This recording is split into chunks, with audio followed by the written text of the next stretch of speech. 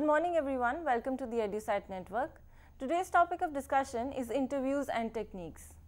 We all have to face an interview at some point in our life, and in order to succeed we must prepare well. This lecture will look at the different types of interviews and the different stages of interview, such as pre-interview, what happens during the interview, and post-interview, and what techniques we can use to ace these interviews. We will also look at how one must write a resume to target the right profession or the right job. For discussion on the topic, we have with us in the studio Dr. Nirmal Bhatnagar. She is the Dean, Department of Mass Communication in a leading management institute of Delhi. It's a pleasure to have with you here, ma'am. Thank you so much. Well, as you have been just introduced to the topic, we are going to talk about interviews today. Now, to understand or go to interviews, it is very necessary for us to know what is an interview. Now, interview, as we all understand, we think about it in a very hi-fi terminology, but interview is anything where two people or more than two people exchange information, or where a person is asking you questions to seek more information out of you. When we conduct this sort of talk with someone, we call it an interview. You must have seen on television that number of interviews take place with the senior people, VIPs, economists, politicians, and the interviewer is asking probing questions, the questions where he is trying to seek more and more information.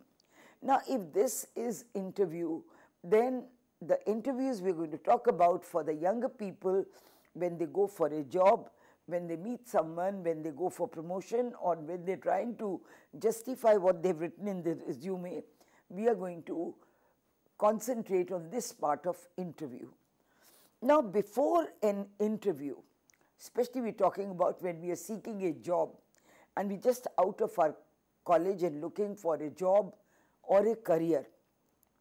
Now, many of us use the two words together, the job and the career. Now, the two words are entirely two different entities. The job is something where you do the work for getting a little reward or a money or something, and it's a short term, what you call assignment. Like you say that I will do this job or I got this job. It's not the job. When you look for a long term staying in a particular type of job, we call it career. When we are looking for a long term strategy for our life, like whether I like to stay for 10 years in an organization, and during my 10 years, what all do I do to go ahead to a senior position, gradually getting promotions, gradually working hard, and I have my objectives and aims in an organization, we call it picking up of a career.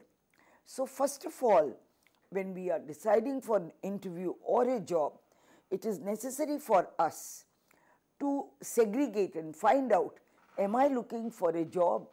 Okay, like you get a job and you say, chalo abhi to kar lete hain, phir dekhenge. Or are you looking for a long-term career for yourself in an organization where you have applied, where you want to work, where you have gone? So, discriminate between this first of all, that are you looking for a job or are you looking for a career in an organization? After we have decided this, the first thing, before we even think of getting into any of the career jobs or anything, we have to self-assess ourselves. Self-assessment is very necessary before we take a step further to draw out a resume or to carry out an application for seeking or going for a job. Now, what are these self-assessment? Number one, in the self-assessment, it is very necessary to know what are your goals in life, what exactly you want to become in life, what for have you studied. Then once you've decided your goal, then you have to decide about what are my plus and minus points, that is what are my strengths and what are my weaknesses, for which you must write down a little piece of paper so that you know that I can work 24 hours. I am a very sincere worker. Maybe I can carry out any stress on me, or maybe that I have no inhibitions carrying out any types of jobs given to me, may it be a menial job, may it be a boss job, or whatever it is. Self-assessment, these are your strengths, maybe your weaknesses. That I have a weakness, if there is a new movie out in town or there's something happening, I get so tempted that I want to take a chutti and go away.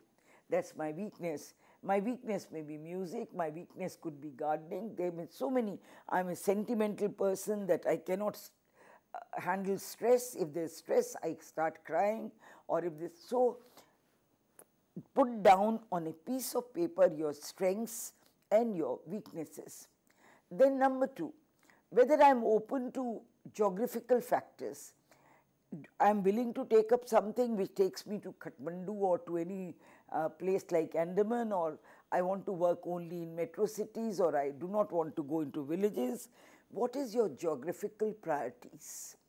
Are you willing to take an offer or not? Then the third thing you must do self-assessment on is that are you looking for a job, or am I looking for a career? If I'm looking for a career, I don't mind starting myself in a good company with small salary, and with the difficult times, I'll work hard and one day I will become the CEO of the company. That's my long-term planning, and I'm looking for a career. Then another point you should look into is, am I a financial gainer all the time? Is finance or money my major consideration when I go to work?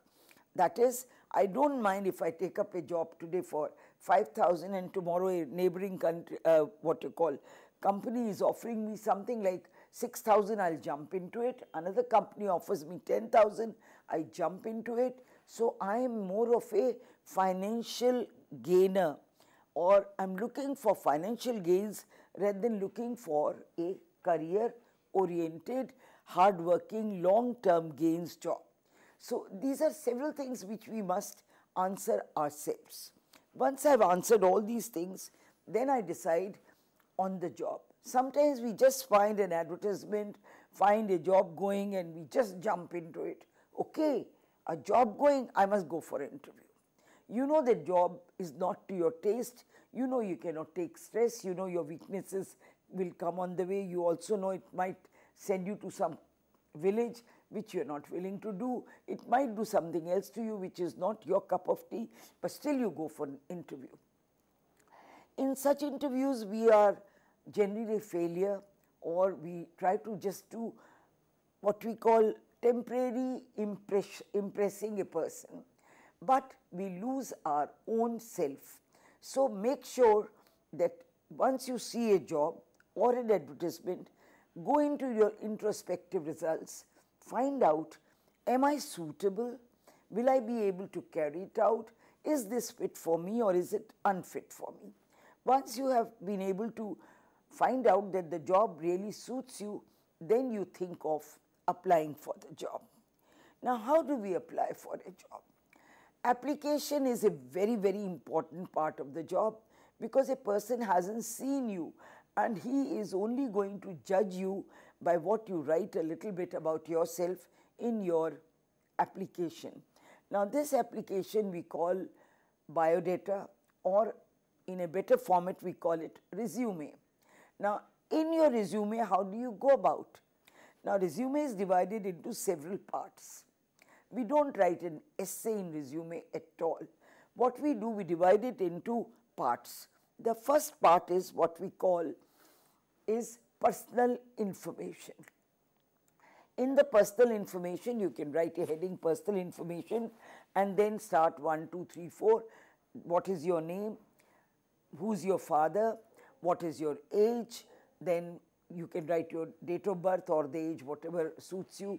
Then your home address, your email, your contact numbers, your mobile number, all those things which are personal about you. The things are basically in the personal, you write things which show that what are you. These days in resumes, we also attach a photograph. It helps a person to see you not physically, but just to have an idea what you look like, what sort of a person you are, because nowadays people judge you by your visual personality also. Then we have the second part of the resume in which we say educational qualifications. Now, in the educational qualifications, we don't start writing from our early school days, I studied in this school, blah, blah. You have to write from your first board examination. That is, if you have appeared in 10+2 from anywhere, that is the base for entering into higher education. Or if you are entering into 10+2, then the base is 10th examination. These are the board all India level examinations which are taken care of.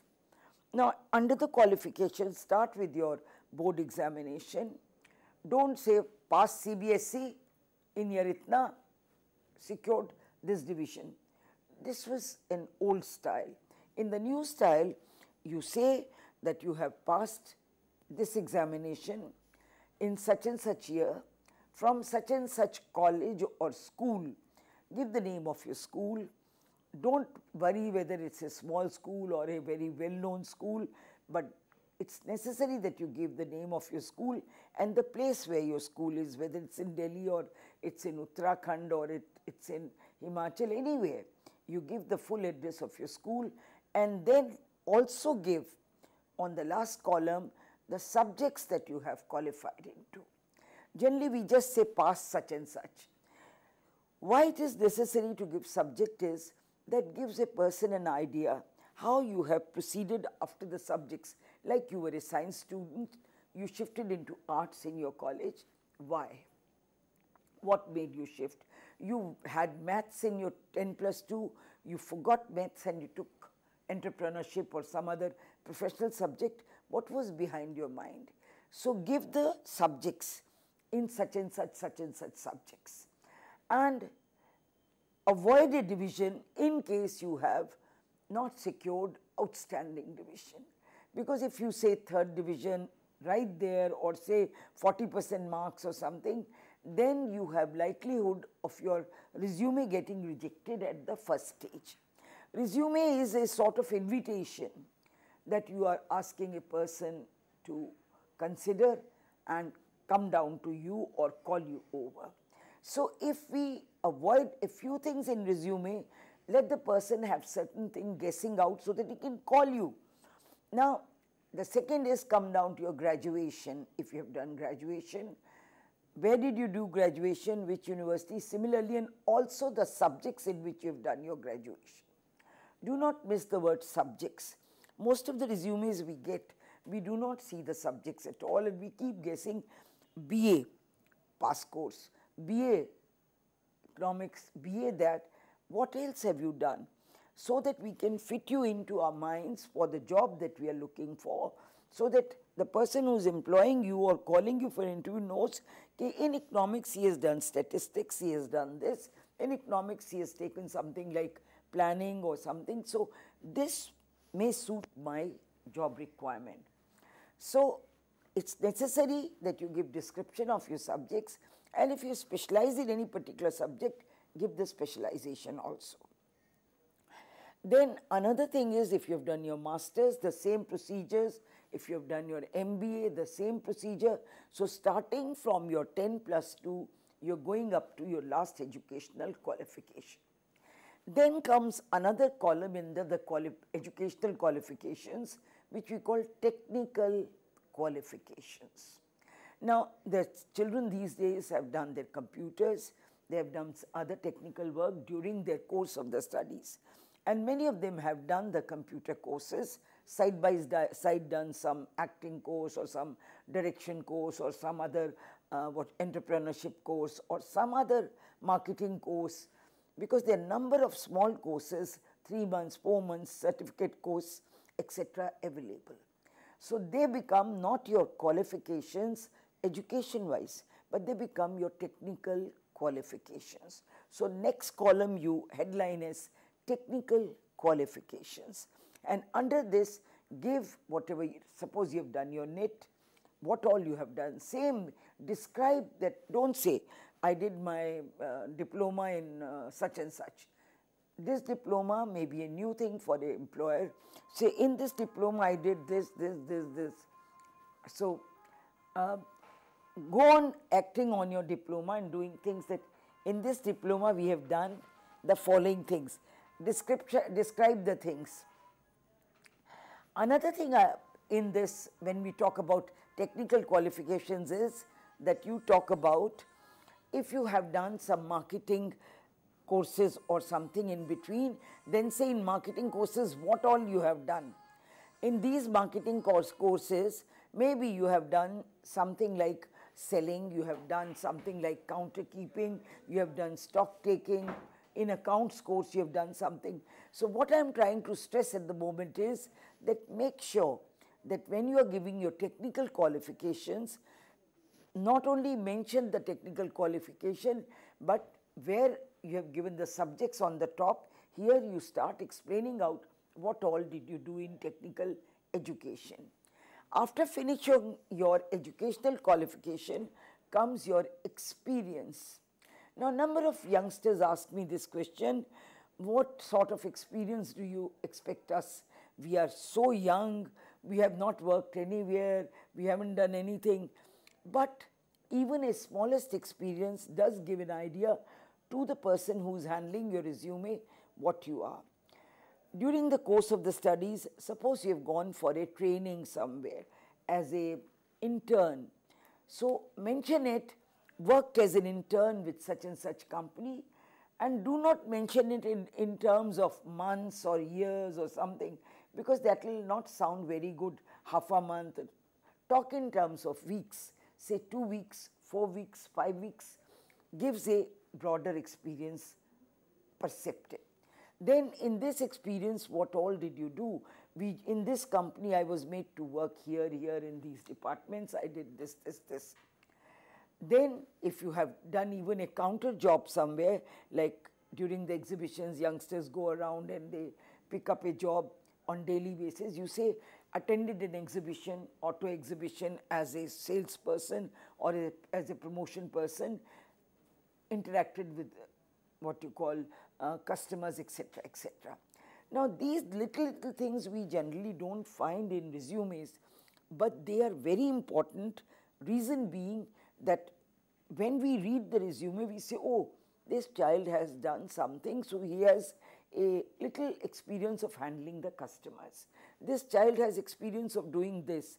So, this may be very minor experience, but don't avoid it. Now, after giving your experiences, you can come down to the other thing that we call about myself. It's a paragraph which is very important. Now, in this paragraph, you're not expected to talk about big things in your family, like my uncle is that and my dad is that, my somebody is that and is a commissioner or a policeman or something. No, you are not selling in this particular paragraph people, you know, you're selling yourself. And when you sell yourself, you say, I am a family-oriented person, I am sentimental, I get involved with people, I am a social sort of person, I like to sit in groups and chit-chat, I like to discuss current issues, I read newspapers, I do this, I do that. That means you're talking about yourself, making a person know a little bit more about you. And then towards the end of the interview, you can write about your extracurricular activities, your hobbies, and anything else that you want to mention. If you have won any awards or anything special can be mentioned here. Now, with this sort of thing going on, this is your resume. Do not forget that with the resume these days, you should have a little forwarding letter, a small letter saying to the company chief or wherever you're applying that I am enclosing or attaching a copy of my resume for you to consider for this job. If there is no job advertised, these days companies do not advertise jobs. What they do, they have a data bank, and whatever person applies to them or sends a resume, it is put in the data bank of the company on the computer, and whenever the company requires something, they open the data bank, feed the requirement, and whatever names come up, they call them for the interviews. This is one way of getting an interview, and which is the most common way presently, because there are too many applicants if you apply, if you advertise, and it's very difficult for you to sort out the right people. So in your forwarding letter, you can say, I request you to put me on your data bank for any vacancy suitable to my qualifications as given in my attached resume. So people will put your resume in the data bank, you have better chances of being called for interview.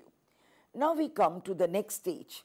We have crossed 2 stages, self-assessment, then we have crossed the stage, what exactly do you want for the job, and then we come down to resume or the biodata writing, and now we'll come down to actual interview.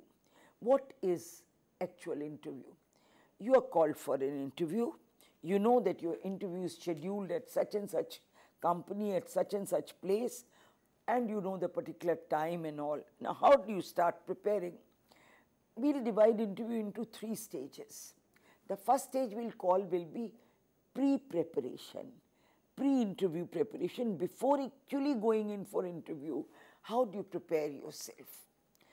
Even the most senior people with very highly qualified, what you call resumes, they get nervous at the time of interview. They lose their confidence, and that nervousness generally shows on their face, on their body language, and the interviewers can deduct it very fast. So we have to pre-prepare ourselves in several ways. The first thing is, know the company in which you are going to go for interview. Pick up your computer, find out from the Google or find out from anywhere you like something about that company. What are they dealing into? What is the company's background? What is the company's business? Where is the company situated? How many branches? Etc., etc. Then one of the days before the interview, take a vehicle, go up to the company's office to find out which is the right direction to go. Don't wait for the day of the interview to go hunting for the place here and there. Find out the place, where is the entrance, is there somebody at the reception to guide you, what route is the most crowded route, what is the better route to go, how much time is required to reach there. Because reaching late is something which is unexcusable, which you can't even think of when you are in an interview. Go and make an excuse. Sorry, sir, I got engaged in a traffic, or this happened, so I'm late. No, nobody is going to take you for that. That shows your inefficiency right at the beginning of the interview. So pre-interview, we are looking for the company's information. We are looking for the place where the company is situated. And number 3, form our own impressions about the company. Then we come down to dress codes. How do we pick up a dress? Generally speaking, for an interview, we do not wear very jazzy clothes. Jazzy clothes means with shining things on them, something like colors which are very fluorescent colors like reds, shocking pinks, parrot greens, what you call biting yellow. All these are called colors which are not meant, because generally the people sitting on the board may have allergy to a particular color, and their eyes may glue down to your colors, and they might ask you to go away fast because they are not finding that color very pleasing to the eyes. So we recommend you people to pick up some sober colors. Sober colors are grays, sky blues, soft pinks, soft greens, pista greens, and things like that. We call them psychedelic colors. Pick up a nice color for your interview day. Make your dress neat and tidy by ironing it, seeing that there are no stains anywhere, there are no creases anywhere. Hang it properly on a hanger and keep it ready. Generally, people give a lot of attention to their dress, but the shoe part, the feet part is neglected. Make sure your shoes are polished well and there are no stains on the shoes. They don't make sounds at all. Many times you've seen people walking into your room and char, yeah, even with the girls wearing, you know, those big heels, they think they look very smart on that. But when they walk in for interview, cut, cut, cut, cut, it's wrong. No sounds of this sort are at. Then we call certain distractions. What are distractions? Do not fill in your pockets, you know, shirt pockets with something, because the person gets curious. What has he got in his pocket? Bulging pockets, either of the trousers or of the shirts, should be avoided totally. Then your nails should be properly manicured. They should be properly cut, clean and tidy. Hygiene has to be looked into. You should not be smelling if you sweat a lot. After all, we are in a tepid tropical climate where we all sweat. Then make sure that you use a little deo, or you use something else, or have a good bath for yourself before going for an interview. Personal hygiene is a must. Your hairdo should be properly done, not dangling around all over you at all. Now, these are few tips here. Then we talk about, after the dress code, that you picked up your dress, hung it properly, and you know this is what you're going to wear. Do not put any brooches or anything that makes noise. Like even for girls, I'll tell you, do not wear too many bangles or a very shiny bracelet or those. Generally we see in the summers when girls come for interview, they're putting on those nice chandiwala buttons all over, and they tinkle around when their hands go here or there when they're walking. So no, these are called distractors. No distractors should be there on your body, so avoid. If your dress has any distractors, do not use that dress at all. Then we come down to, after the dress code, we come down to your personal hygiene and mannerism. Personal hygiene, I've told you, you should not be smelling. You should be, your mouth should not, you shouldn't eat something where when you're talking, your breath has bad odor. So you can have a little lychee or something to clean your mouth, or a mouth cleaner, or brush yourself before you go for an interview. Because these days interviews are held in airtight AC rooms, and whatever smell you're carrying with you goes around with the AC into the room. And if you're smelling bad, nobody is going to tolerate it for more than 5 minutes. So you lose the time you could be allowed for the interview. So these are very small things, but they have to be kept in mind. They're very important for interview and making an impression on someone. Now, the third thing we come down is, from personal hygiene, is your mannerism.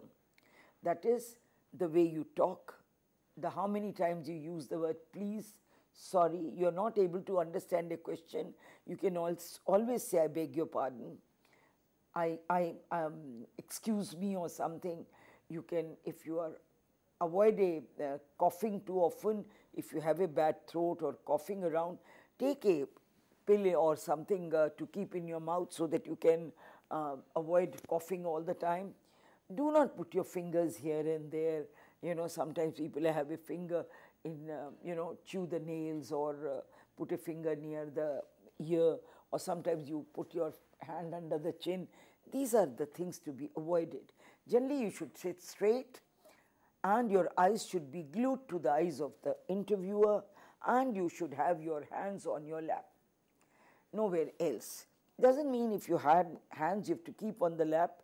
That means you do not use your hands and you sit like a big robo throughout the interview. No, you can use your body. You can shake your shoulders, you can shake your head, but there is a very big principle to it, and that principle is no part of your body should go beyond, you know, 6 inches from your, this is the limit. Like you're talking, use your hand, never put a finger on anybody. Finger pointing is the worst manners you can always have. You can use your hand if you feel that they give strength to you to talk, but don't use them like this. This is absolutely a no, no, no for interviews. You don't even have to sort of raise them up or do something like that. No, you have to be very decent, using your body, using your eyes, your head, but within a limit that we call 6-inch limit. Okay, these are your manners. Then we come down to preparations. glance through the subjects that you have mentioned in your resume.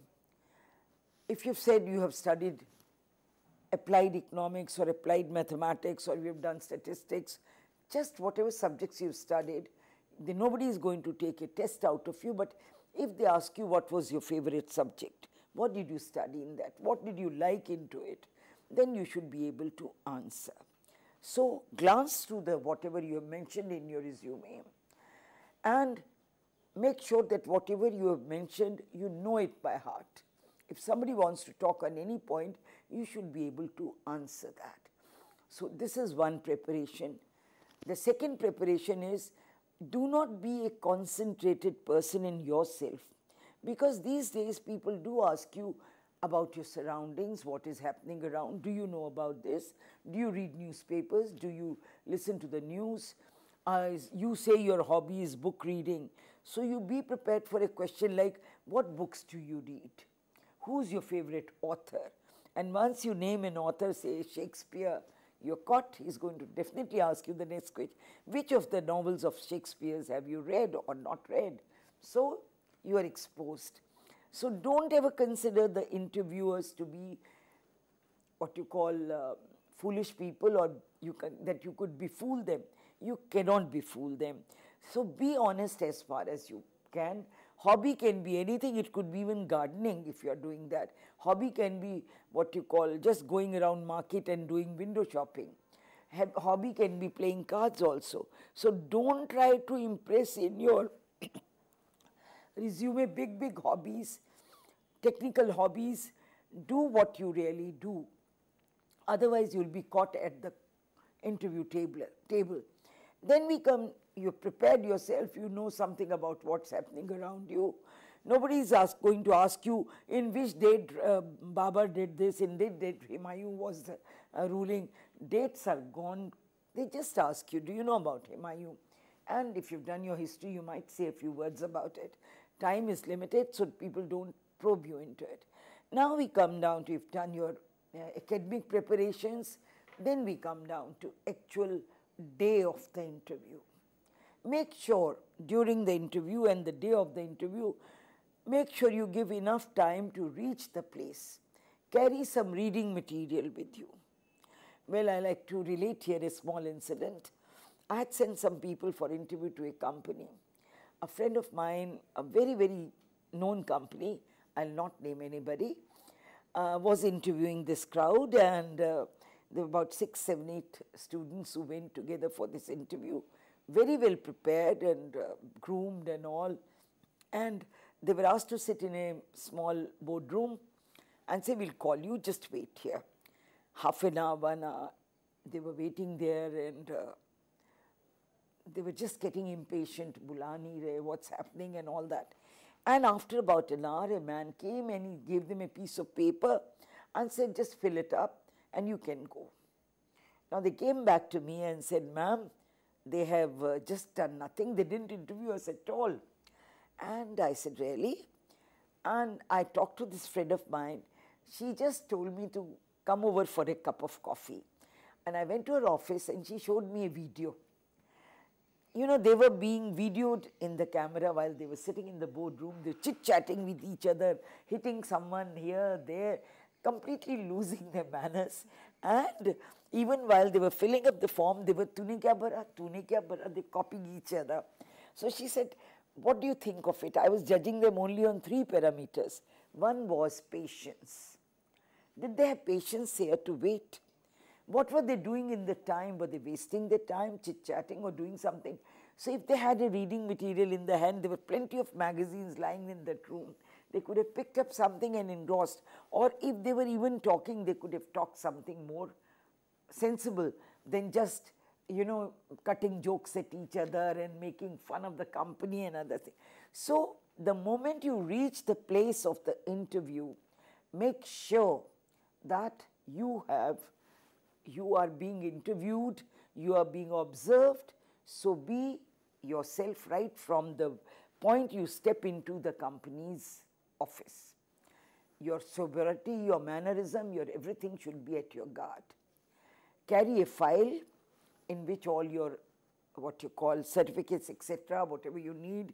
Maybe sometimes you also keep 2 extra passport size photographs of yours, an extra copy of your resume. These are things which are to be kept in your file. Come down, sit, wait for your turn, either read a book or something that you've carried with you, or talk to the person next to you, but talk something more sensible than this, casual language which we generally use when we are outside with friends. Don't do that. When your name is called and you are called in for interview, do not rush. Walk with a proper space. Whether the doors are left open or closed, knock at the door. Generally, earlier, we had a very good advantage that half of our body was like I'm sitting before you is hidden under the table, and you can't see me full. Whatever I can do with my legs, I'm doing, and I'm controlling myself with my legs. But now interviewers have become very, very clever. So they sit on this end of the room and allow you to come from that end of the room. So when you open the door and walk, the way you walk, the expression you have on your face, your body language, the way your eyes are rotating around the room, everything is being observed and decisions are being made here by the interviewers. So make sure that when you enter the room, you knock and you concentrate only in your eyes on the people sitting in the room, because generally speaking, we feel that eyes have a habit of roaming about all over. I'll mention a little interesting thing here, breakdown for 1 minute, that is, eyes have very peculiar type of looks. When we go to a formal place, we look into the eyes of a person, but we only look from this angle to this angle. That is, from nose to the head. We don't look, roll our eyes around and all. We don't do that. Not that I've come here to observe the room, the atmosphere, the table on which they're sitting, look at like this. This is called flirting with our eyes, flirting with the goods. We call it flirtious eyes. We don't use flirting eyes at all in interviews. We concentrate our eyes straight into the eyes of the people who are talking. We move the eyes from one person to the other, but we do not flirt around with our eyes, rolling them from chair to the table to the television to the things around. No, we don't do it. Walk in there, put your file under your arm, not around like this. This is a gesture which shows that I'm trying to hide something. I'm scared of you reading myself. If I keep my hands down, my file under the arm should be with me, and go and sit. Never sit unless you're asked to sit. Stand near the chair. Somebody is going to ask you to sit down, and then after sitting, make yourself comfortable. Now, there are 3 types of questions in an interview which are asked. The first set of questions are there to make you comfortable. It happens in all the interviews in good companies. They just don't start firing at you the moment you enter or sit on your chair. They generally make you comfortable, and these are called comfort-based questions. How are you? What do you like our company? What did you eat this morning? Would you care to have a cup of tea? Or are you comfortable? Can we start? You smile very well, you're looking very fresh. These are just called comfort-based questions, where we are trying to give a little confidence and make the person comfortable before he really picks up on the questions. Now, once you feel that a person is slightly comfortable, sitting properly, then you start shooting out your questions. The second lot of questions are business-oriented. They are called the questions by which we are trying to find out more about you. Now, in this, there can be questions like, talk about yourself. Now, when people say talk about yourself, we don't start talking about, I was this, I was that. You just roll up and say, I was born in a middle-class family. My father is this, my mother is a house. Be very proud when you're talking about your parents. Be very proud about your family. Don't be apologetic. I've seen children getting very apologetic when they come from families which are, oh, my mother, actually, my father is, why? You were not given a choice to get born the place where you got born. So be very, very forceful about this. My father is this, my mother is this. There's nothing wrong. I have so many brothers, sisters, and I'm a person, I like to, a family-oriented person, or we have a family which is like this, or I have all the time been hostel, away from my parents, but I would like to do something for them now. Whatever you want to say something about yourself, not what you have already given, because they've read your resume already, it's before them. Well, after that, the questions start coming in, like question is, why do you think this company, why did you apply in this company? What are your aspirations in life? How much money do you expect? What type of person you are? You have done your economics and you're applying for a job which is purely political. Why did you think of this shift? These are, just to take you out and make you see how you converse, how you do. Try to put your questions, answers into short format, not very long formats. Because if you start using long discussive formats, then you're sure to make a mistake somewhere. So unless you are made to ask. So in this set of interviews, they are trying to find out more about your mindset, about you, whether you'll fit into the type of job they give you, or etc.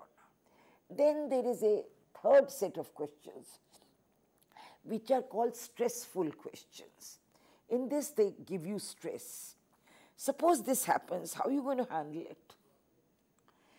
Now, in our company, very often we find the workers coming and agitating on things. You're going to be working with this sort of agitated workers. How are you going to handle a situation like this?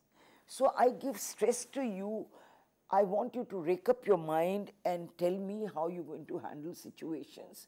So these types of questions we call stressful questions, where we try to give you stress.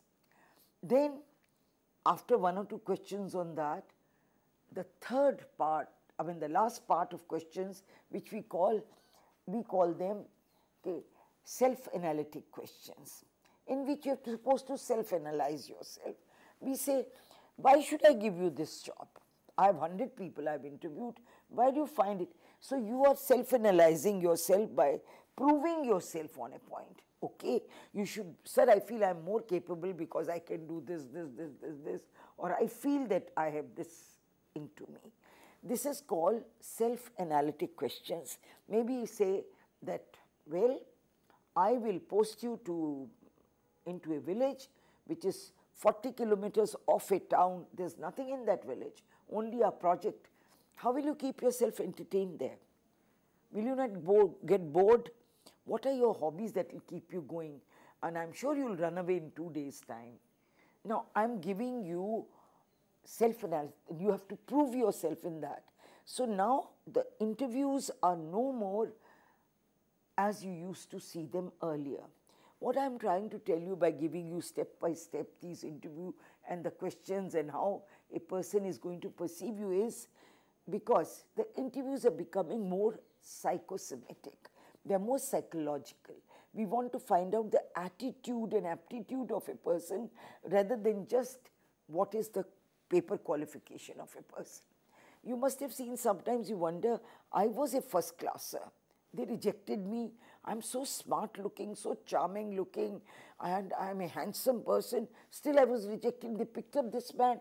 He's only 5 feet tall. He's dark looking. He's not only handsome, and he hasn't even got very good. He has passed out from a wayside university. It's no criteria anymore. When education was less in this country, we used to pick up people on the topper basis, education basis only, pick up the first 10 of the university and give them the jobs. But now you want to see the aptitudes, attitudes, thinking power, all those psychological things in a person.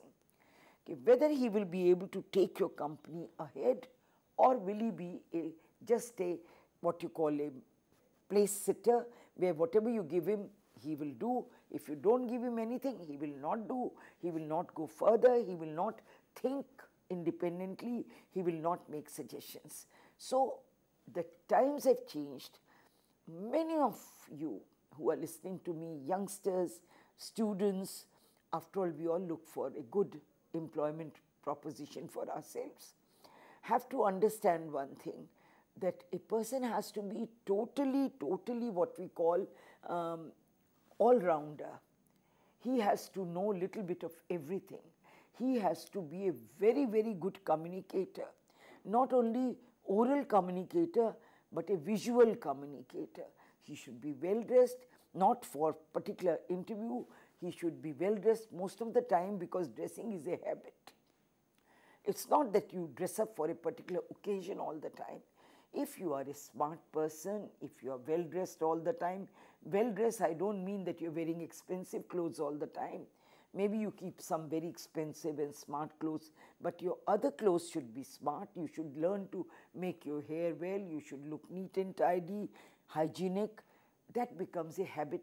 You should use good language, use thank you, sorry, all these smart words in your routine life, so that when you go for the interview, they don't look artificial when you speak about them. So interview you have finished. Do not just get up once you've said, fine, now it's okay. Get up, keep standing, pull your chair aside, come on the side. Smile should always be there on your face.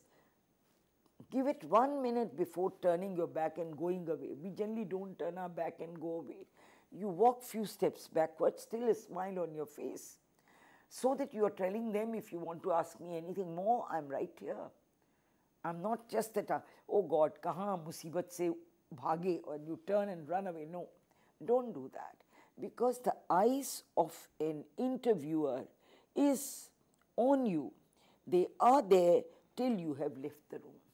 Once you are to the door, walking with your back to them also, don't take big steps. Walk with the normal gait, with smartness, file under your arm, go out of the gate.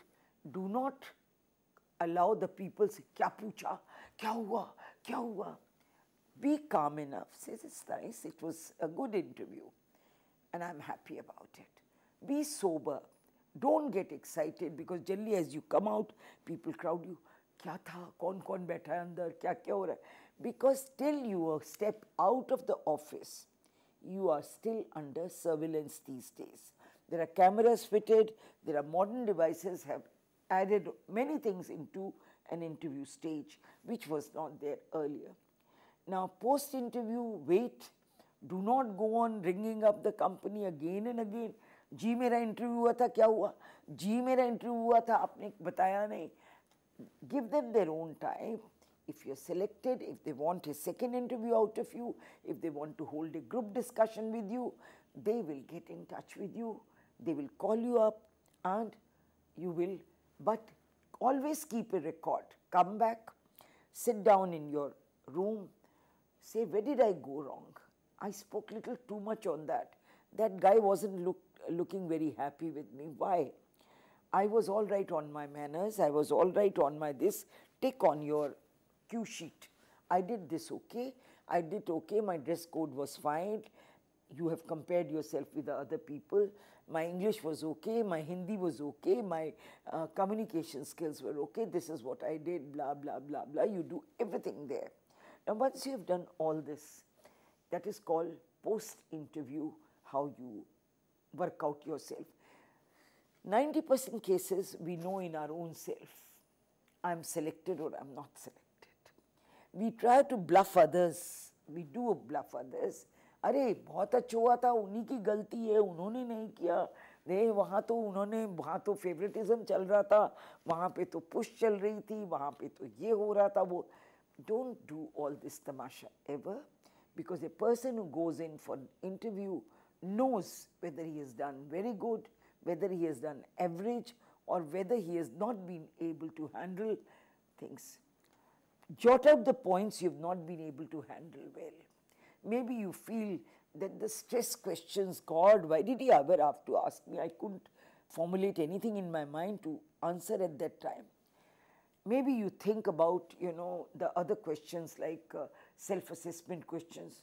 oh, I wasn't even very clear what to say on self-assessment. They asked me, can you go all over India?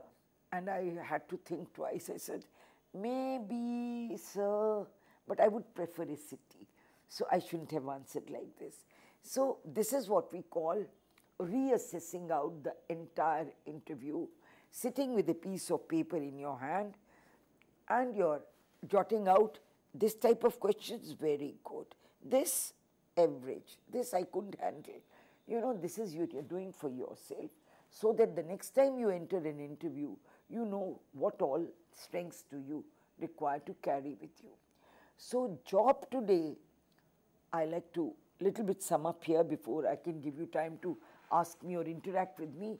Job today requires not what we call something which we used to think in the earlier times. Earlier times, very few masters were there, very few MBAs were there, very few doctors were there, and the needs were limited.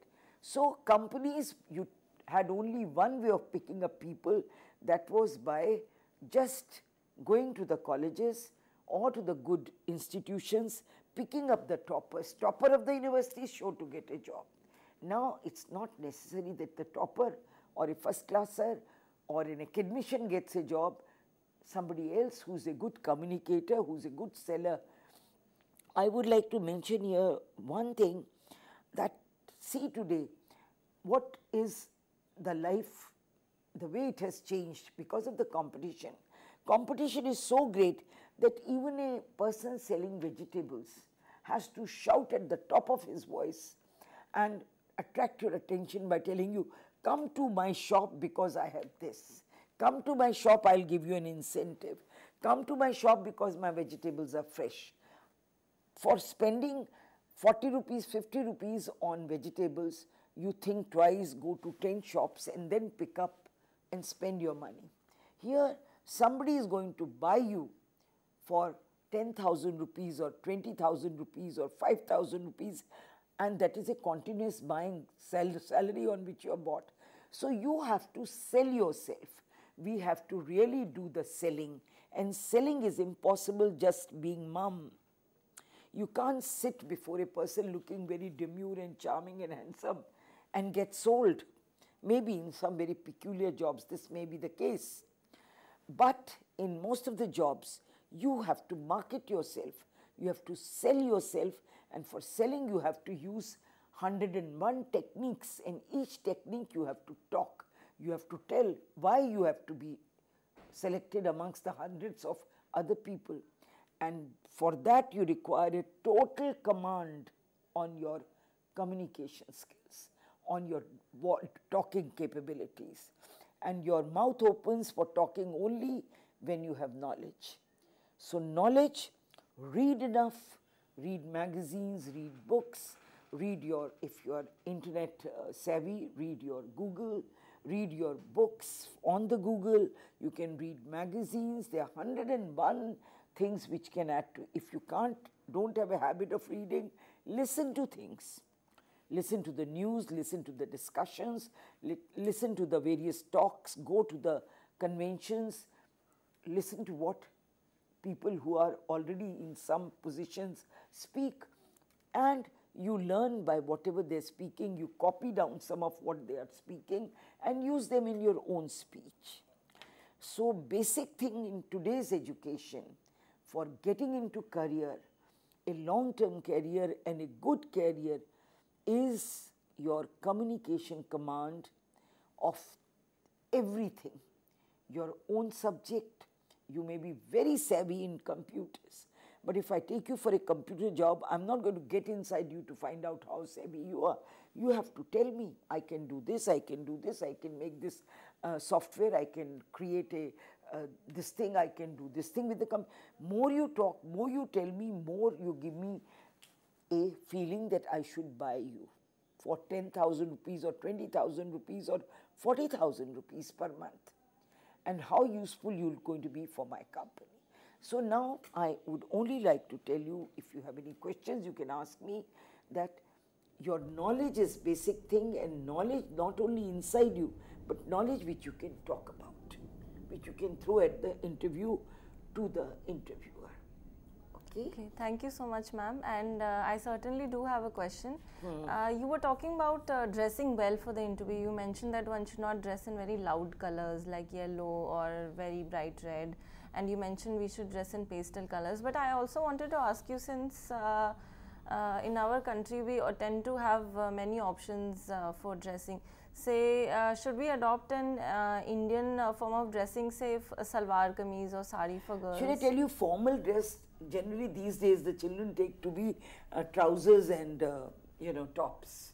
Right. And I mean, I don't think in a climate like ours, trousers and all, they're very convenient for working, but not necessarily that you can have a very beautifully worn sari tucked up at various places, pinned down on your pallu. The only thing is your dress should not be dragging around. Right. If you're wearing a salwar suit, very good, but don't have a dupatta which is highly starched and which is dragging from here or there, or because that is a distraction. Yes. So pin it up properly on your shoulder, have a dupatta fall on you properly. You should not wear very tight clothes, you should not wear very revealing clothes. Yes. Clothes are anything that you can carry well. It's not necessary that if you're called for interview, I've seen when children go for interview, they immediately take from Indian clothes to Western clothes. Yes. They think they'll be best selected in Western clothes. No, clothing is what suits you, Exactly. what goes on your mind. Yes. And don't go to parlors hanging your hair here and there. This is not required. You have to have your hair neatly done up, because dangling hair and pulling them here like this all the time up, most of the boys also do it and girls also do it. This is again a distraction in interview. An interviewer's eyes are only on your hair doing like this, Yes. and not on your intelligence. Not on your merits. Right. Another question, ma'am, when we go for an interview, 99% of the times the interviewee tries to answer in English, but at times one may not have that comfort, that command, be so comfortable. Now this is also one thing I would like to say. Most of the people do not expect, you are not all the time working in English. English is a very good language if you can handle it, but don't translate it here. You know the answer and you are trying to mentally translate. You are not an instant translator. Your expression goes bad. If you know the answer, the substance is with you. You start, sir, I would like to say, and go into Hindi, come back into your English. You can use a mixed language. Right. So long as your answer has substance, you get your point. Right. You are not rejected at all. Nobody is appointing you as an English professor at all. Absolutely, yes. So many of the people get very scared and nervous. हमसे अंग्रेजी नहीं बोला जाएगा. सवाल but never ask in an interview, sir मैं हिंदी में जवाब दूँ. That shows that your confidence is lacking. You say, fine sir, I think it is like, and then you go on into your Hindi. Sir, I think I've made myself clear. Right. That's all. Right. So one can easily make You these can do transitions. punctuations in English. If you're not very good at English, don't use wrong English. Any language, whether it's English, Hindi, Urdu, or French or German, wrongly used is a bad, Absolutely. It's a wrong absolutely indicator. wrong method. Yes. So be comfortable in whatever you are, but don't say, sir, I'm more comfortable in Hindi, can I answer in Hindi? That shows that you are nervous. Nervous, That yes. shows your nervousness. Yes, okay. Thank you so much, ma'am, for this very insightful lecture, very well put, and I'm sure that the viewers will be able to gauge an understanding of how to tackle an interview, what are the different stages, and also create a very well constructed resume that increases your chances of getting the job. So I'd like to thank ma'am and also the listeners for being here with us today. Have a nice day.